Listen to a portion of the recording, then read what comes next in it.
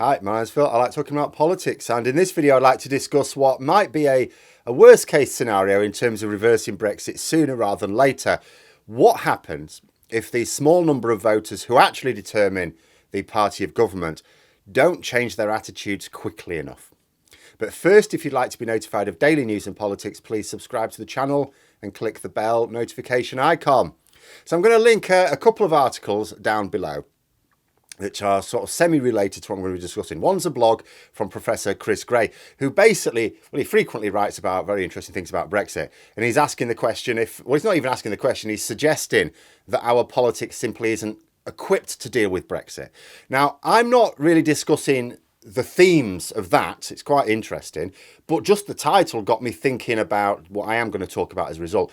And the other article, which is more important for later on, is one that paints a potentially worrying picture of the stubbornness of Brexit attitudes, which may be at odds with what people think is happening when you take a cursory look at the polls. So this video is also going to be a bit longer than normal, which is a bit unfortunate because I still have a cough, but I need to discuss a few things in quite a bit of detail in order to counter what I imagine will be some obvious comments in response. So part of the public's attitude to Brexit is now being shaped by the Brexiteers attempting to rewrite history. You know, they argue that Brexit wasn't about the economy, but about sovereignty. Now, I've discussed this myself. We've seen it ourselves. You know, revisionism, it's not just rife with regards to Brexit either, but politics in general. You get it everywhere all the time. Former prime ministers do it all the time, either to diminish their mistakes or otherwise justify their time in power. Matt Hancock is doing it right now. Now that phase one of repairing his image has been completed via the cunning consumption of a camel's ding-dong, he's now telling the media that he prevented a whole series of mad policies during COVID, all a carefully orchestrated plan to change history in his favour and make a few quid while he's at it.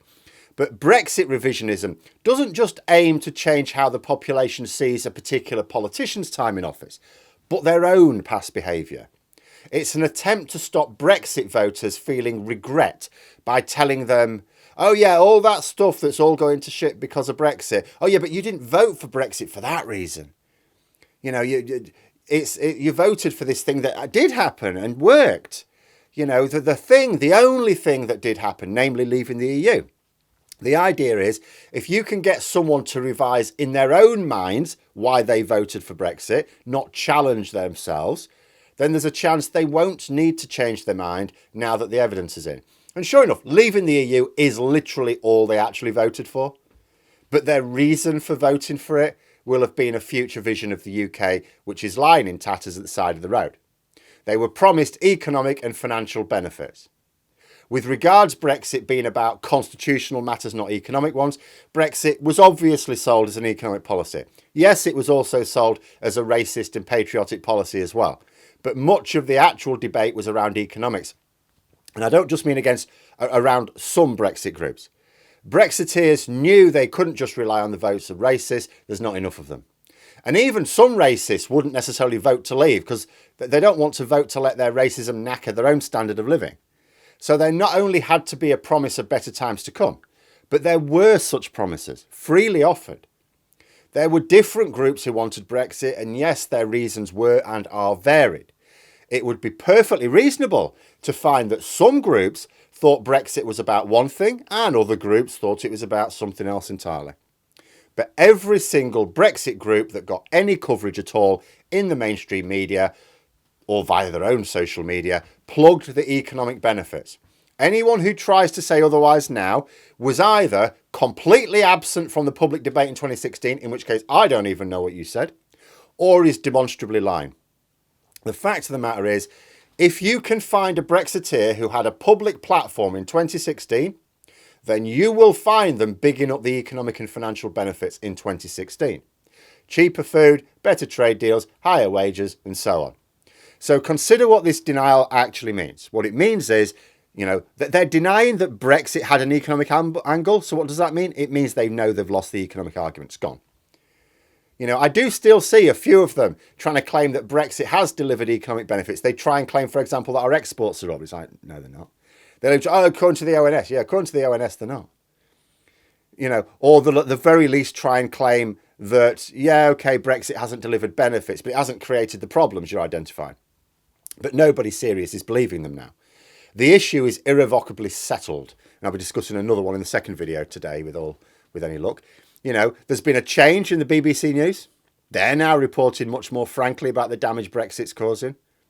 We've moved past the phase where it could be denied or ignored. Can't. Genie's out of the bottle.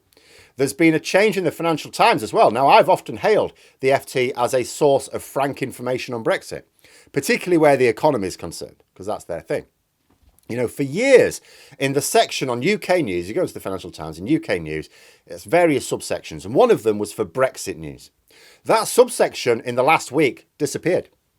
They still report on Brexit, but it just goes into UK policy and politics now. There's no need for Brexit to have its own special subsection, I suppose, because from an economics point of view, and that's all they're really interested in, there is no further debate to be had.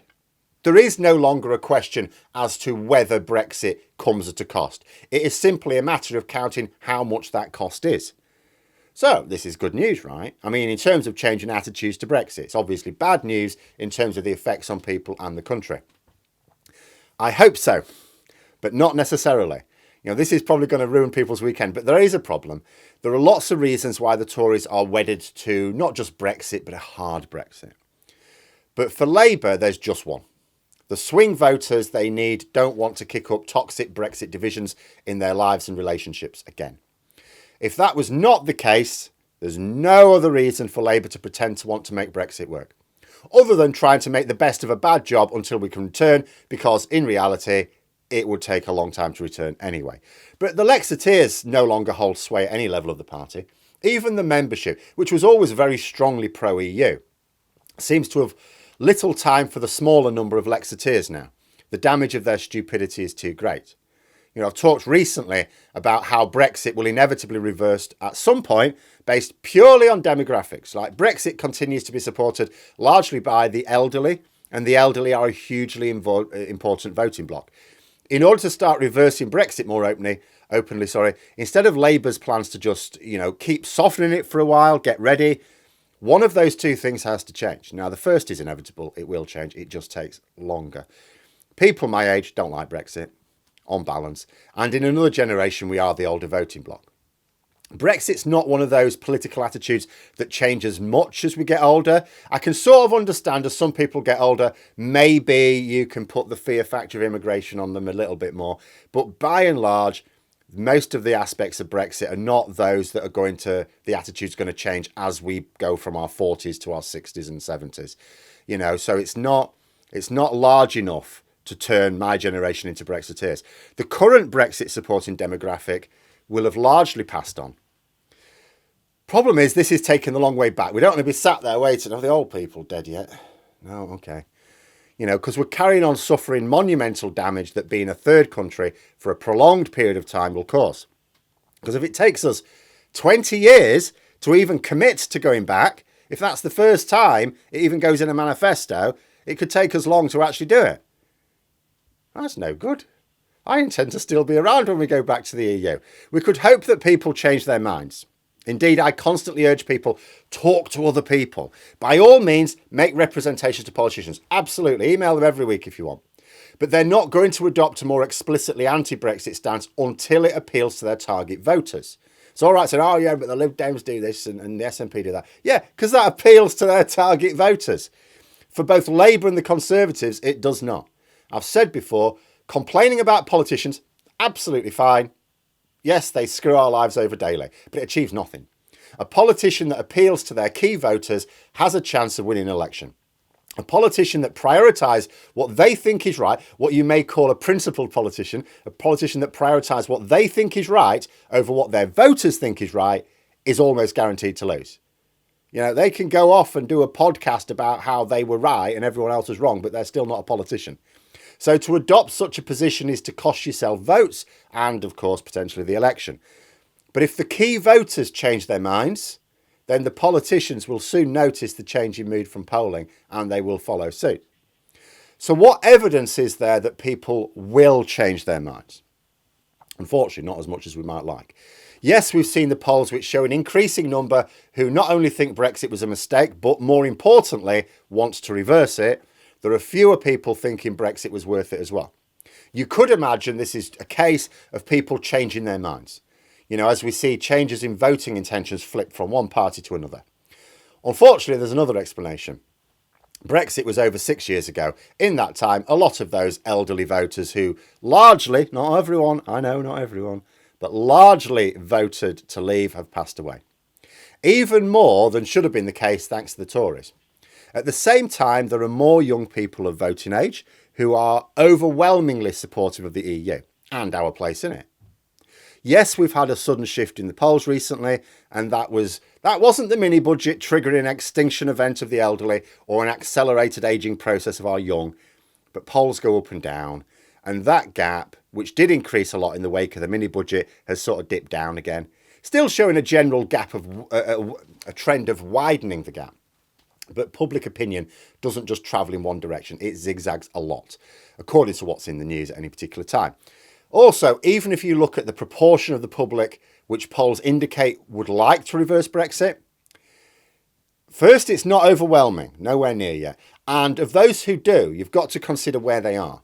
Many of them will be in safe seats. Almost all seats in the country are safe seats. They're not changing.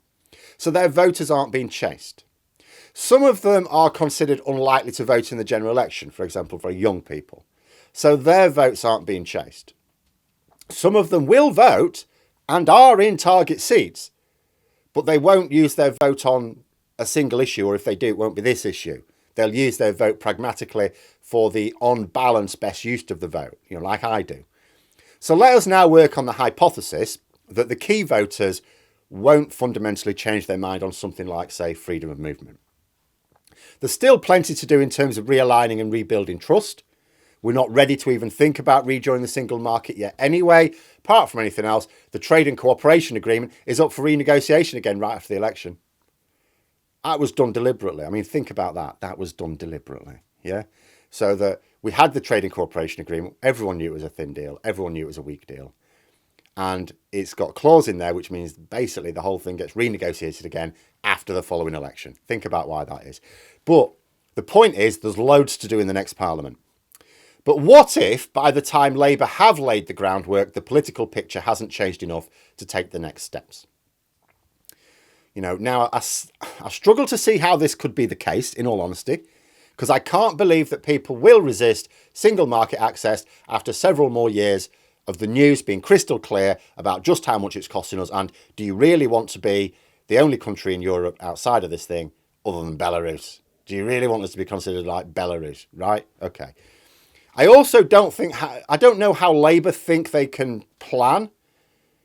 How they're going to manage import controls as a third country and leaving our trade borders wide open is surely not a sensible long-term strategy. There are so many problems with being a third country for us to genuinely seek a long-term future as one. But let us just say that people are actually dumber than I give them credit for. What then? Well, logically, if you don't want to wait another generation to replace the voters who are tying us to Brexit, and if you don't think the key voters will change their minds strongly enough or in sufficient numbers, there is only one option left. You have to change who those key voters are in the short term. Now, I'm not talking about a cull, don't worry, a voting system. It's the case that 1% of the people actually determine our government, generally speaking, with the current first past the post system. And if they don't change their minds on a particular issue, and I find it difficult to fathom, but then the only thing to do is to change the system. I will say this, though. So one way in which I can sort of square it in my head, this is just purely a hypothesis on my part. So if you think about that, say 1%, maybe 2%, I mean, maybe there'll be a significant shift in voting behaviour at the next election. Those people who swing their votes in marginal constituencies for a general election, right? So they're up for grabs. Now let's split them up into pro and anti-Brexit.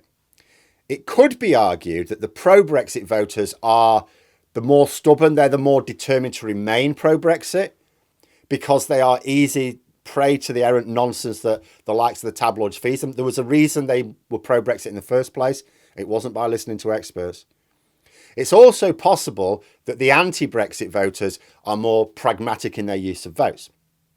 So let's say from Labour's point of view, it could be that the pro-Brexit target voters are falling for the sovereignty line and prioritise Brexit highly as a reason for voting. So in other words, if Labour shifted their positions, they'd lose those votes. I mean, they clearly think that's the case.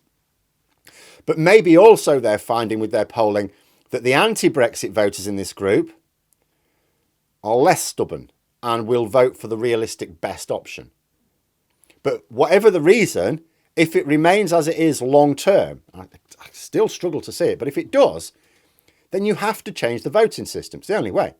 I mean, I'm in favour of PR anyway. There's so many advantages to it. And it's just fairer. But with PR, you would all of a sudden give voice to the majority. And the majority are not happy with Brexit.